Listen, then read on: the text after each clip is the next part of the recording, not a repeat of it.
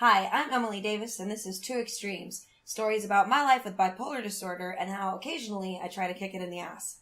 Today I'm talking about living alone with bipolar disorder, which is something that I do and have been doing for 7 months.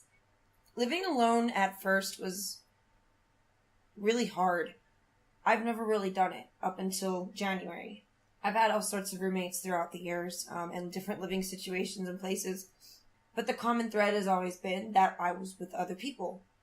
And so going home at night, sometimes I would go home and it would feel like I was going home just myself, but there were other people there and there was always the potential for interaction. And then I'd wake up and certainly there would be interaction throughout the day and week. So living with other people is something I'm very familiar with, and living by myself is something that I really had to get used to. In January, I moved out of my previous living situation with my previous roommates. I came back from tour and I basically had 2 weeks to find a place to live. That freaked me out. Luckily, I had some friends to help direct me, but eventually I did find the place I'm currently at, and I've been here ever since. Things have gotten a lot easier since January as far as being alone.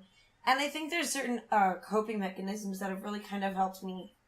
One is definitely frame of mind. If you already are in that mindset where you're going home and you're just like, this sucks, I'm alone. I don't know what I'm going to do. I have nowhere to go. If you tell yourself those things long enough, they become your reality. And that was very much the case for me. I'd come home sad, knowing that there was nobody there. I had to just be alone for an entire night. And the first few times, of course, it was difficult, but I really had to.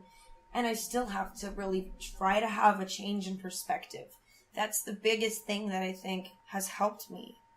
I decided that I would try learning to like being alone, that I would figure that out, and it would help me in not only in my personal life, but in my social life, because I think it's the person that's fully comfortable with themselves who perhaps succeeds more in certain social settings. And I've always wanted to be that person. I've never been that person. Since I was a child, I've been the opposite of that person. Friendships and relationships ended because of it. But I've always dreamt of being that, stoic person that you had in third period who would just sit there and be unaffected by the world and other people, and they've found their own sense of inner contentment. I also don't think that person completely exists, because it just sounds so impossible, but maybe that's true. And I've always wanted to be that person, and especially in the last few years, and certainly months, I've tried to strive to that goal, and I think a huge part of that involves living alone. I guess another coping mechanism is distraction. I went to rehab when I was 17, and they gave us all kinds of tips and tricks for coping with your depression or with your eating disorder or whatever. And one of them that really helped me was distraction. So for me, Two Extremes has really been, or has become, kind of a distraction. It allows me to get all this stuff off my chest. It allows me to commiserate with people. Yet I'm doing it here all by myself.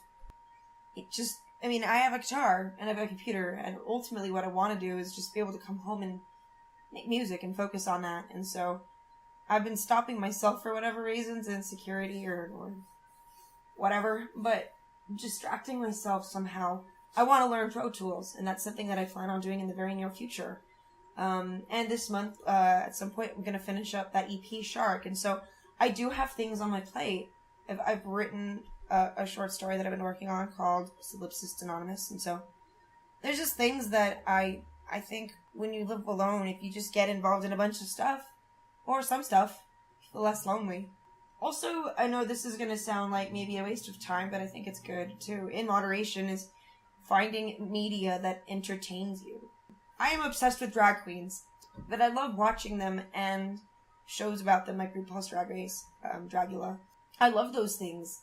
I love queer people making beautiful art and feeling fierce doing it, and it gives me hope for myself. And so, am I saying watch drag queens? No, but if there's a show you just really dig for whatever reason. Mine used to be Breaking Bad. I used to love that show. And, maybe get involved in one of those things, and it takes some of the, time spent going, away, I guess. I haven't really discussed how bipolar affects being alone, but I think that's kind of been covered in what I said, because when I'm alone, I feel like I could be my most psychotic. When you're around people, there's certain etiquettes and things that you try to put into place, but when you're alone, it's just like, it's almost a little liberating how goofy and silly I can be, having conversations with myself or daydreaming the most ridiculous things. But there's some liberty in being alone, because you can just be who you are, say what you want, and the only person there to judge you is yourself. And if you've tried to implement that change in perspective, you might actually try to go kind of easy on yourself a little bit more, or feel inclined to, I don't know. So yeah, living alone has been a struggle, but it's something that I kind of want to keep doing for a little while, just because it's hopefully helping me become a stronger person. And that's all I've ever wanted, is to look in the mirror and have someone stare back at me that I could go, yeah. So that's today's episode of Two Extremes. If you haven't yet already, please consider checking out my Patreon. I'm working on some very awesome stuff. I name-dropped a few of those things in this video. And keep a lookout for some new covers and original content and all of the above, because distracting myself is something that I very much want to do. Thanks again for watching, and we'll see you next time. Bye.